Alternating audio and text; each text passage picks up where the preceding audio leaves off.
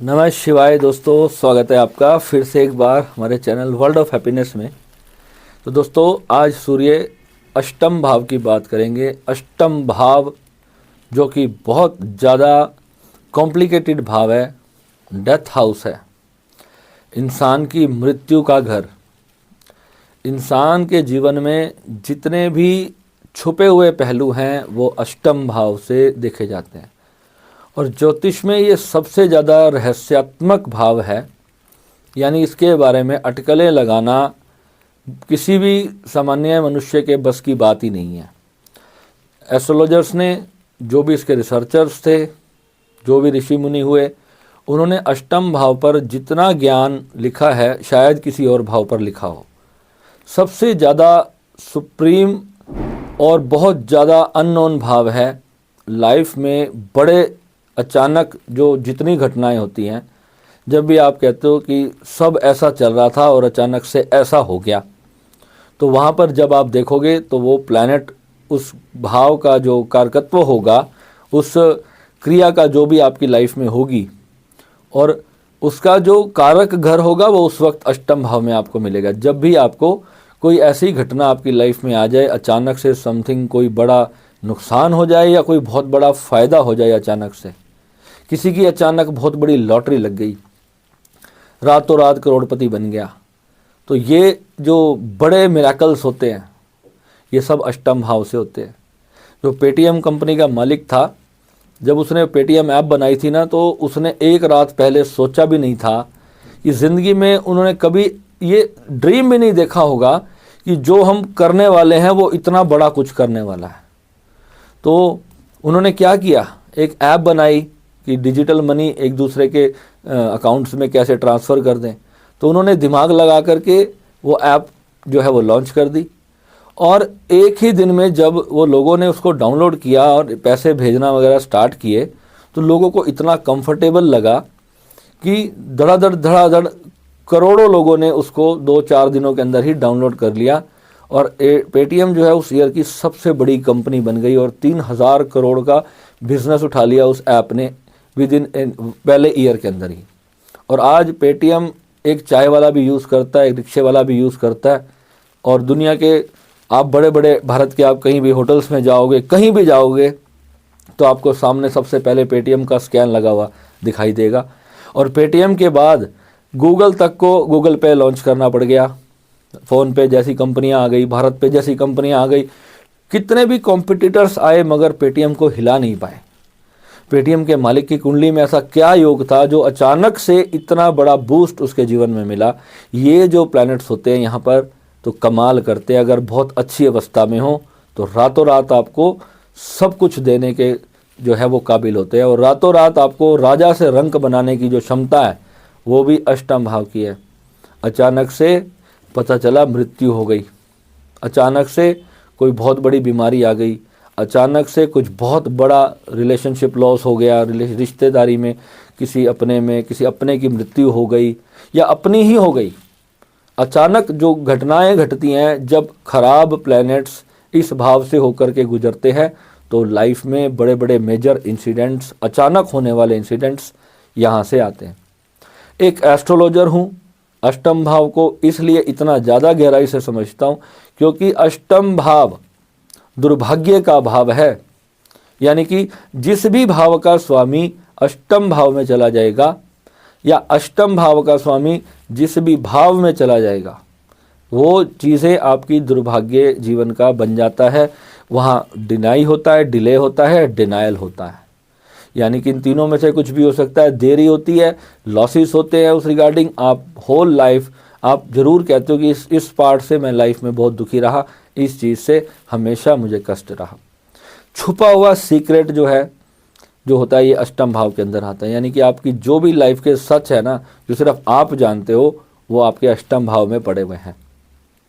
और एक एस्ट्रोलॉजर की कुंडली में अष्टम भाव में जब शुभ ग्रह होंगे, शुक्र होगा, तो बहुत अकेला शुक्र यहाँ पर बहुत अच्छा होता है, और पाप ग्रह यहाँ पर बैठ जाएं तो बहुत ही अच्छे होते हैं।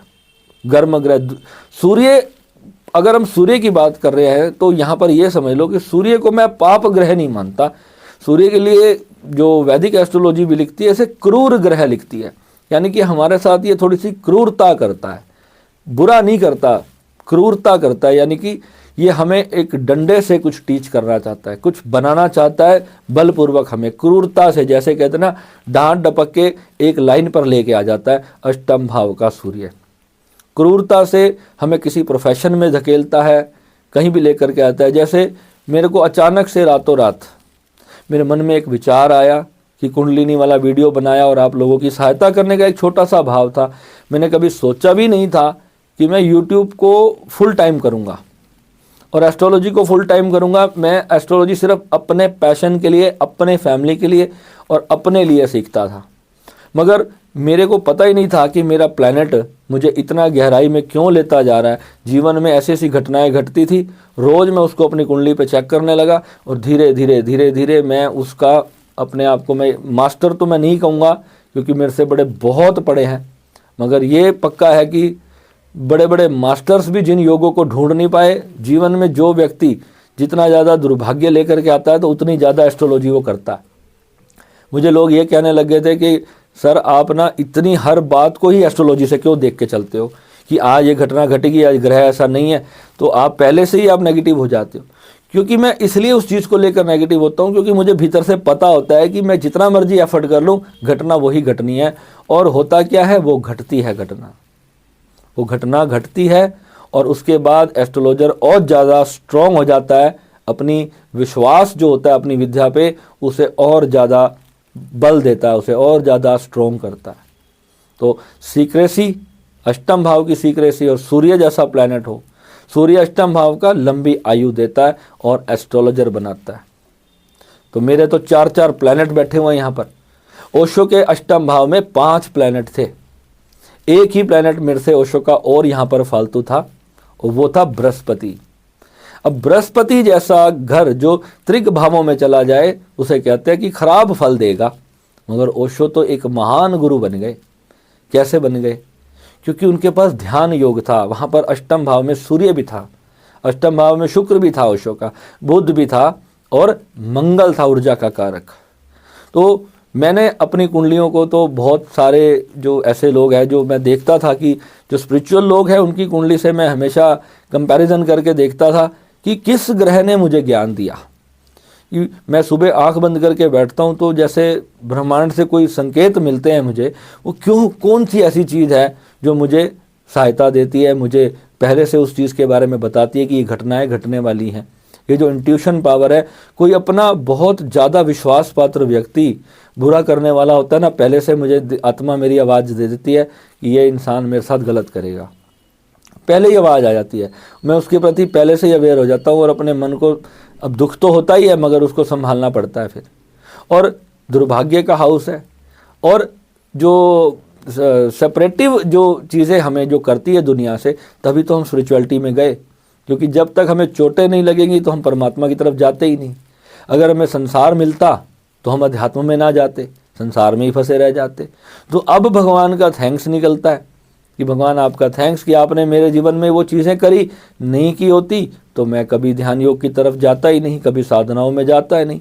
और गुप्त विद्याओं का, तंत्र का, आध्यात्मिक सीक्रेसी का, बड़े से बड़ी महावशीकरण विद्या या संजीवनी विद्या, संजीवनी जो शक्ति है, आपने मृत संजीवनी का नाम सुना होगा कि मरे हुए को जीवित करने का जो बल होता है वो अष्टम भाव के शुक्र के पास होता है। उसके पास एक ऐसी विद्या कही जाती है जिसे संजीवनी विद्या कहते हैं, वही हमारी श्री विद्या साइंस है। हमारी श्री विद्या की जो साधना है वो वही संजीवनी शक्ति है जो अष्टम भाव में बैठ करके शुक्र देते हैं। और जब शुक्र अच्छे हों, बलवान हों, पावरफुल हो, अकेले बैठ जाएं तो मजबूती की उसका कोई सीमा नहीं। मैं 4 हाउस से इसलिए क्या देखता हूँ अपने आप को, क्योंकि 2 पद्धतियाँ होती है एस्ट्रोलॉजी को समझने के लिए।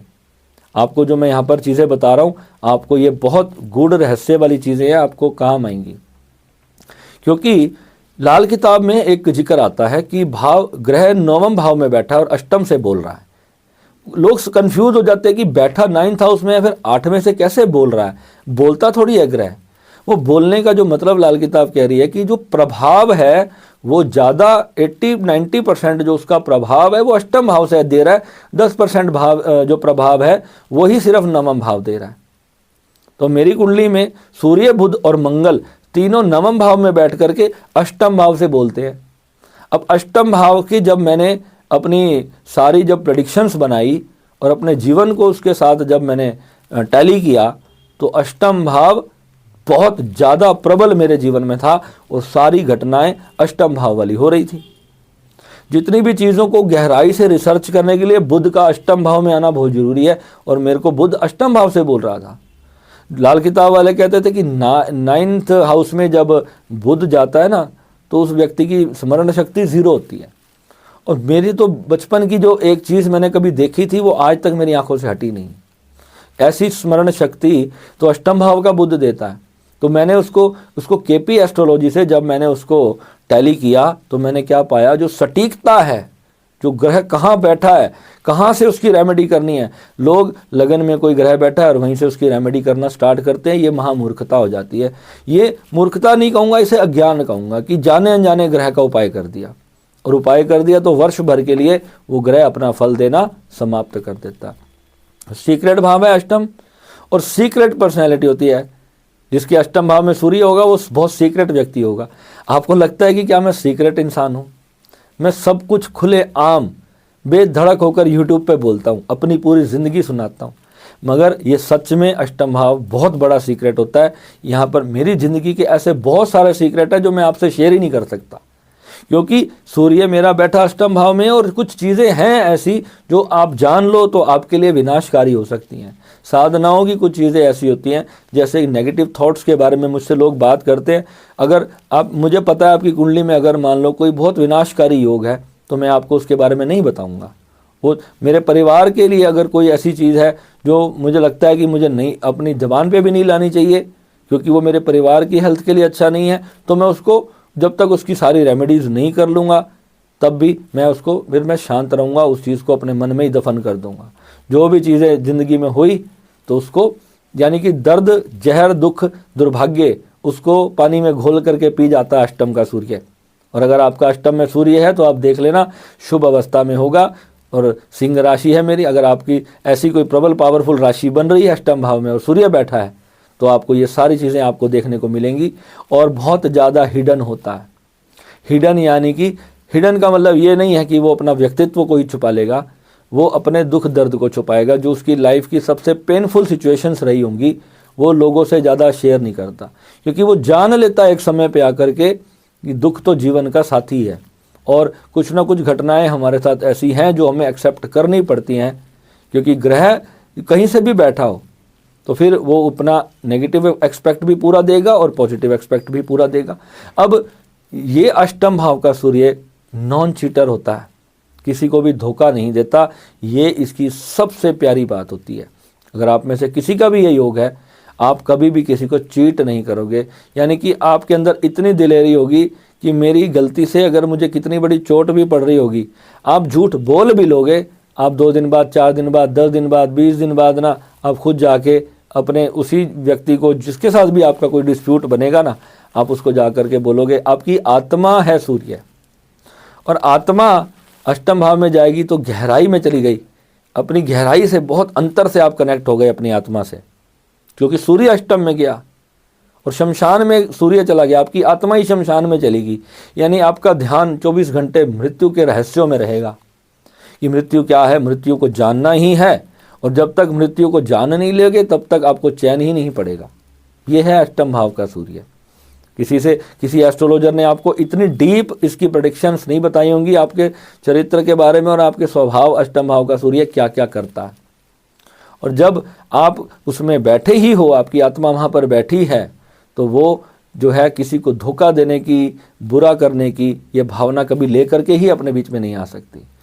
अगर आपने किसी को अपने पैसे उधार दे दिए, आप देखना कि आप ना आपको बड़ा बुरा फील होगा उससे अपने ही खुद के पैसे मांगने में।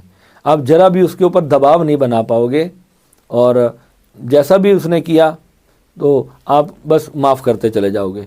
ये प्रवृत्ति बनती जाएगी, क्योंकि इसने आपको स्पिरिचुअलिटी की एक बहुत बड़ी अवस्था पे लेकर के जाना है। ये सूर्य का यहाँ पे कमिटमेंट है।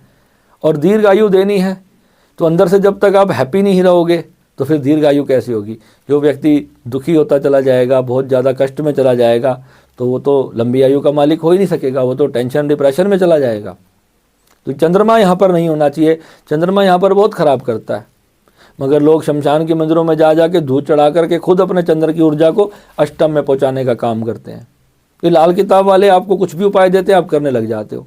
सोचा करो कि मेरा ये जा कहाँ रहा है, इससे मेरे को होने क्या वाला है, इससे मेरी लाइफ में बदलना क्या वाला है, ये किस भाव में, ये जो उपाय मैं कर रहा हूँ इसका ग्रह जो है ये किस भाव में जा कर के फिर मेरे को रिजल्ट जो है जा कर के देगा। तो अब पैसे तो आप किसी से मांग नहीं पाओगे, और अपने अगर आपको किसी के देने हैं ना तो आपको नींद नहीं आएगी उसके पैसे दिए बिना। कमाल की बात यह है, अगर आपको किसी के पैसे देने हैं तो आपको चैन नहीं पड़ेगा कि भैया उसके पैसे देने हैं, और रातों रात भर सोचते रहोगे कि कब मैं कहीं से पैसे कमाऊं और इस बंदे का मुझे कर्ज देना है तो मैं इसको फटाफट से निपटाऊं जा करके। रख ही नहीं पाओगे आप किसी का पैसा। आप उसको 500 टाइम्स पे करने की कोशिश करोगे, उसको उसकी वर्थ देने की कोशिश करोगे। ये है अष्टवें घर का सूर्य। और आपकी जो ससुराल होती है, अगर आप स्त्री हो तो आपका पति का जो मम्मी का घर होता है, यानी पति के जो पेरेंट्स होते हैं, उनके साथ आपकी बहुत अच्छी बनती है। उनका आपको प्यार मिलता है, साथ मिलता है, सपोर्ट मिलता है। तो कितने लोग होते हैं जो कहते हैं मैं तो अपने ससुराल में पैर ही नहीं रखना चाहता। तो अष्टम भाव के सूर्य के लोग अपने ससुराल वालों को भी जो है ना अपने माता पिता की तरह ट्रीट करते हैं। और ससुराल वाले चाहे कैसे भी हों, फिर वो भी उनको फिर अपने बेटे की तरह ट्रीट करने लग जाते हैं, क्योंकि उनको देर सवेर पता चल जाता है कि ये बंदा सही है, बस थोड़ा सा एंग्री है, थोड़ा सा मुँह फट है, क्योंकि सूर्य बैठा है ना वहाँ पर। ससुराल से कनेक्टेड हाउस है, और सूर्य जैसा प्लैनेट होगा तो सूर्य के अंदर एक थोड़ी सी क्या है, दबंगी रहती है। दबंगी होगी तो व्यक्ति को सच झूठ से परहेज नहीं होता, वो जो भी बात होती है वो खुल के बोलने का साहस करता है वहाँ पे। और अगर अपने फादर की या अपने फादर इन लॉ की एडवाइस लेकर के कोई भी काम करोगे तो बहुत बढ़िया रहेगा। फादर की एडवाइस यहाँ पे बहुत ज़रूरी है। यहाँ पे यानी आप कोई भी बड़ा डिसीजन लेने जा रहे हो, आपको लगता है कि मेरे फादर को इसकी नॉलेज नहीं है, फिर भी अगर आप उनको बताओगे कि मैं ये काम करने जा रहा हूँ, मैं इसमें मेरे को अच्छा रहेगा या बुरा, आप अपनी सलाह दो। आशीर्वाद पिता का बहुत ज़्यादा संजीवनी का काम करेगा यहाँ पे आपका, क्योंकि अष्टम घर जो काल पुरुष की कुंडली में मंगल का घर भी है। तो मंगल होता है ऊर्जा का कारक, और ऊर्जा अगर आपको चाहिए तो पिता ही ने ही तो आपको जीवन दिया है। तो मंगल और सूर्य जब आपस में मित्र हो किसी कुंडली में और कनेक्टेड हो, एक दूसरे से रिजेंबल कर रहे हो, कनेक्ट कर रहे हो, तो बहुत ज़्यादा जो है आपको गुणवान बना देंगे। आपकी सेकंड हाउस को दृष्टि जा रही है यहाँ से सूर्य की, तो आपकी जो स्पीच होगी, जो आप बात करोगे, उस बात में एक ठोस वजन होगा। वो बात हवाई बात आप नहीं करोगे, जो भी बात करोगे वो बहुत सॉलिड होगी, रिसर्च्ड बेस होगी। ये अष्टम भाव का सूर्य आपको बख्शता है।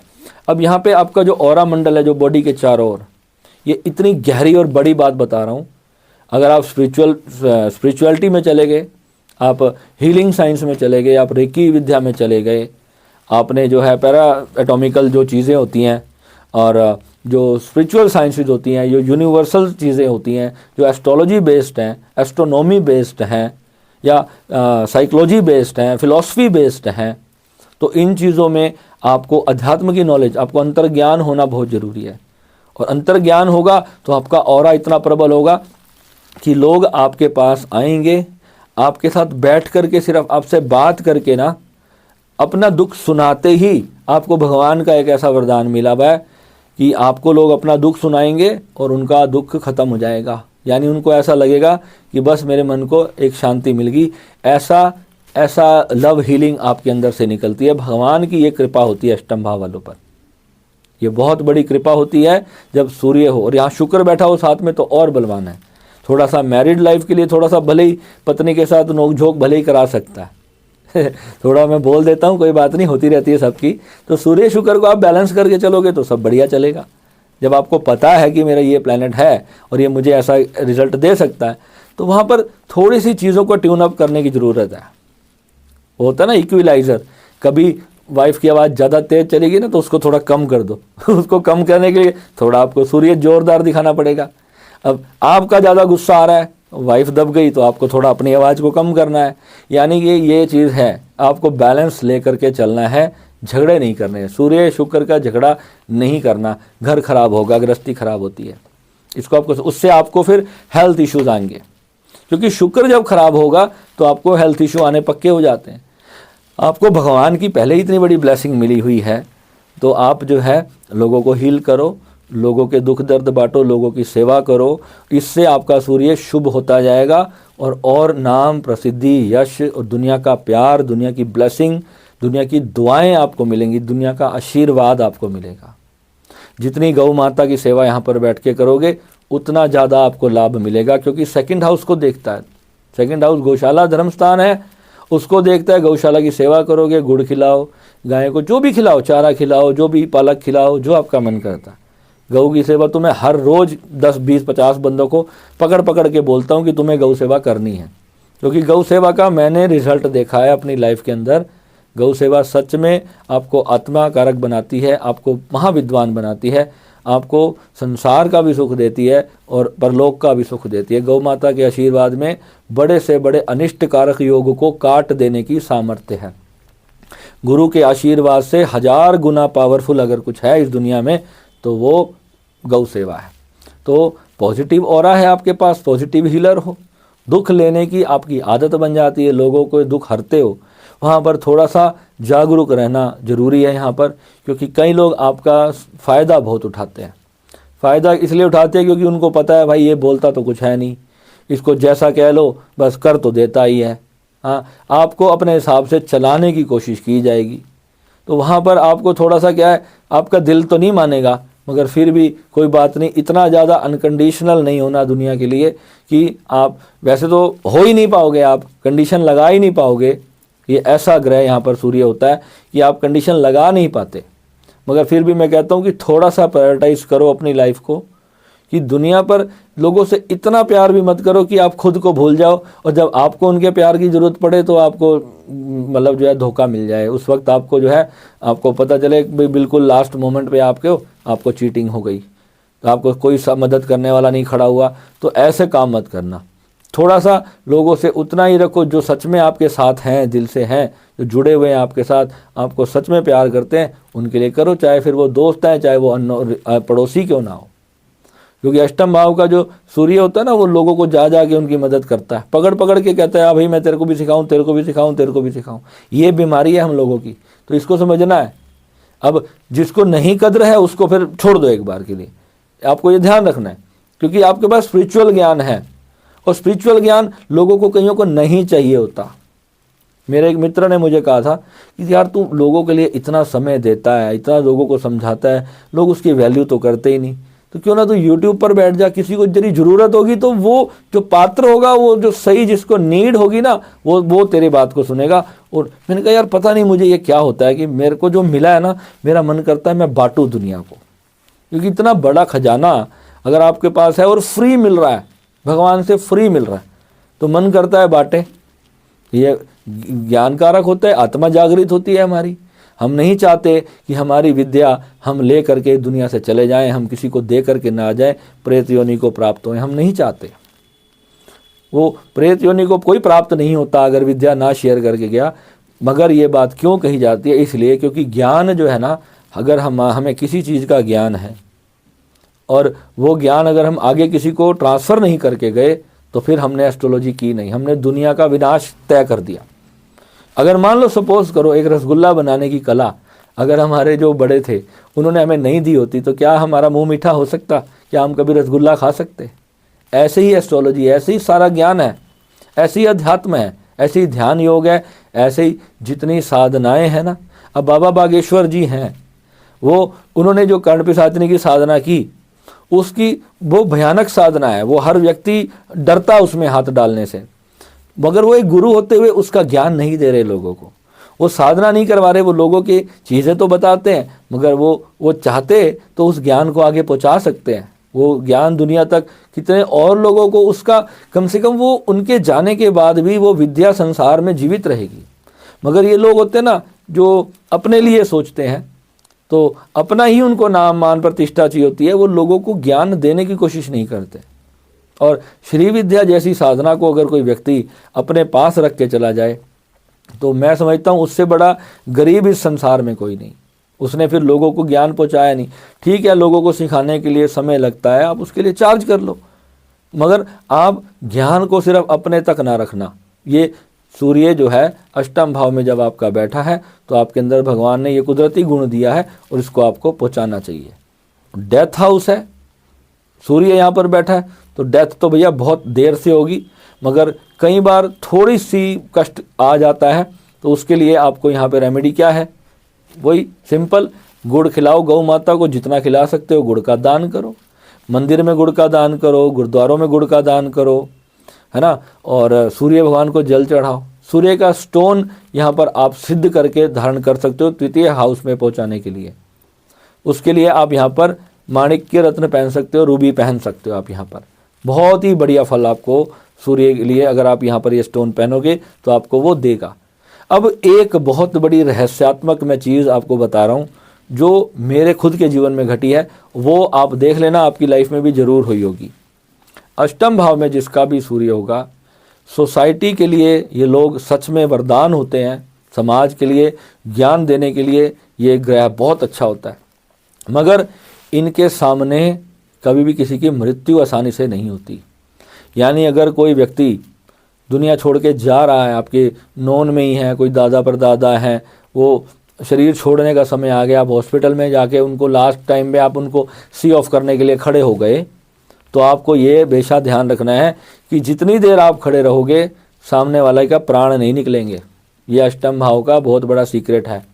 तो आपको यह चीज़ समझनी है कि उस वक्त अगर आपको लग रहा है कि वो व्यक्ति अंतिम सांस से गिन रहा है, तो आपको उसे छोड़ करके वहाँ से उस वक्त चले जाना है और दूर से उसके लिए प्रार्थना करनी है।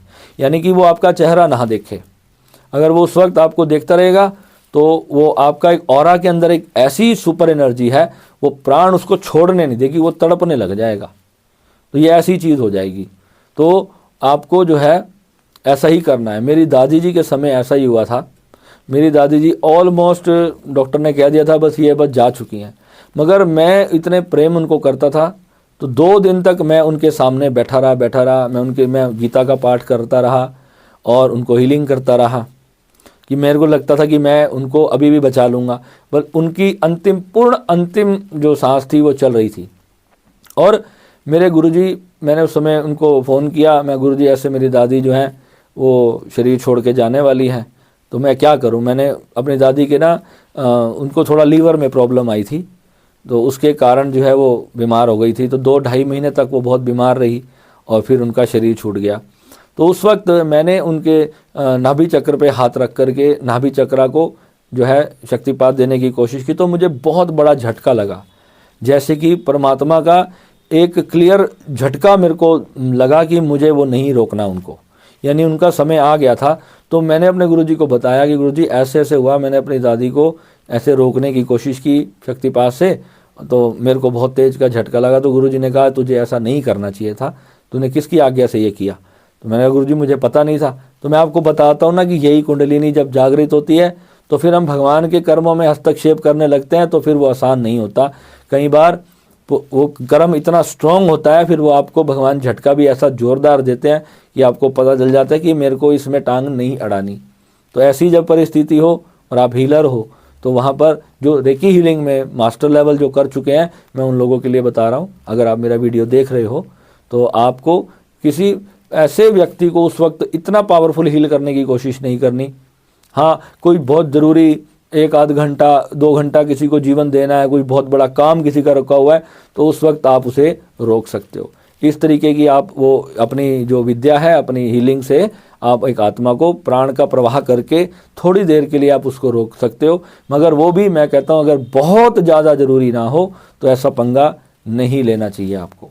और जो लोग डॉक्टर्स हैं, मेडिकल फील्ड में हैं, वो तो कहेंगे हमारा तो पेशा है, मैं तो ऑपरेशन करता हूँ। लोग कितने लोग मेडिकल बेड पे डेथ पे अपना प्राण छोड़ देते हैं, तो उनके लिए ये चीज़ मैं नहीं बोलूँगा। उनका वो काम है, क्योंकि आप उनको जान बचाने के लिए काम कर रहे हो, वो आपका पेशा है, वो आपका बिजनेस है। तो वहाँ पे कोई बात नहीं, वहाँ पे अपना नेचुरल रहो। मगर आपको फिर भी लग रहा है कि वो भी जाने वाला है, तो बस फिर थोड़ी देर के लिए आप अपना आई एम सॉरी बोल के साइड हो जाओ। जब आपको लगे कि सब विफल हो गया, अब मैं उसे बचा ही नहीं सकता, क्योंकि doctor is just like an healer, वो अपनी साइंस की तरह से हील कर रहे हैं और हम उनको आध्यात्मिक तौर पे किसी को हील कर रहे हैं। क्योंकि एक बीमारी को हील करने का भी एक समय होता है, वो निकल जाए, बहुत ज़्यादा आपका वो अंग डैमेज हो जाए तो फिर वो हील नहीं हो पाता। मेरे पास एक व्यक्ति का कॉल आया, वो पूरा उसको बॉडी में पोलियो था। उसने कहा गुरुजी क्या ये हील हो सकता है? तो ऐसी चीज़ें हील नहीं हो सकती। तो मगर उसमें भी हम क्या कर सकते हैं, उनको भी काम करने लायक बना सकते हैं। वो आप खुद अगर आप उसको करो, वहाँ पर कोई और इतनी पावरफुल हील आपको नहीं कर सकता कि 1-2 महीने की हीलिंग में आप मतलब चलने फिरने लग जाओ, इतना पॉसिबल नहीं है। मगर यदि आप खुद श्री विद्या की साधना करते हो तो गारंटी से आपके मरे हुए ऑर्गन्स में भी प्राण बहना शुरू हो जाता है। ये प्रामाणिक सत्य है। मेरी 5 साल पुरानी फ़ोटो आप देख लो, मेरी 10 साल पुरानी फ़ोटो देख लो, आप हैरान हो जाओगे। मेरे को आज तक मुझे कितने लोग कहते हैं कि मेरे जो हम उम्र मेरे जो दोस्त हैं वो 50-50 साल के दिखने लग गए। 37-38 की हमारी एज है और वो 50 साल 52 साल जैसी उनकी उम्र दिखने लगती है। यानी उनका जो शरीर पे जो ऑरा है, जो उनका मस्तिष्क पे जो एक तेज होता है, जो ओजस होता है चेहरे का, वो अपनी उम्र के हिसाब से ही काम कर रहा है। मगर एक साधक का ऑरा, एक साधक का ओज जो होता है वो उस तरीके से काम नहीं करता, वो उसके ललाट पे दिखता है। तो ये आपको समझना है कि अगर आप एक गहरे साधक हो तो अष्टम भाव आपकी कुंडली में वहाँ पर कौन कौन सा प्लैनेट बैठा है, they are the key of your success. आपको उसे समझना है और उन ग्रहों को अपना इष्ट मान करके उनकी साधना करनी है। अगर वो पॉजिटिव है, नकारात्मक है, तो फिर उनके लिए आप अपना एनालिसिस लो। वहाँ पे फिर मैं आपको बताऊंगा फिर उसमें क्या बेस्ट पॉसिबल रेमेडीज़ होती हैं, क्योंकि नकारात्मक ग्रह का जब आप दान करने लगोगे वो और ज़्यादा खराब हो जाएगा।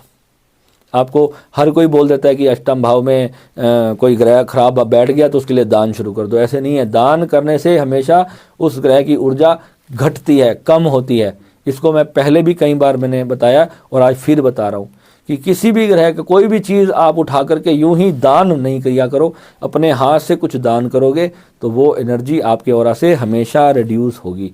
अगर आपको गुरु ने बताया है, आपके जो एस्ट्रोलॉजर हैं, आपके मास्टर हैं, मेंटर हैं, उन्होंने कहा है ये दान करना है, इसलिए करना है, तो ही आपको उसका दान करना है।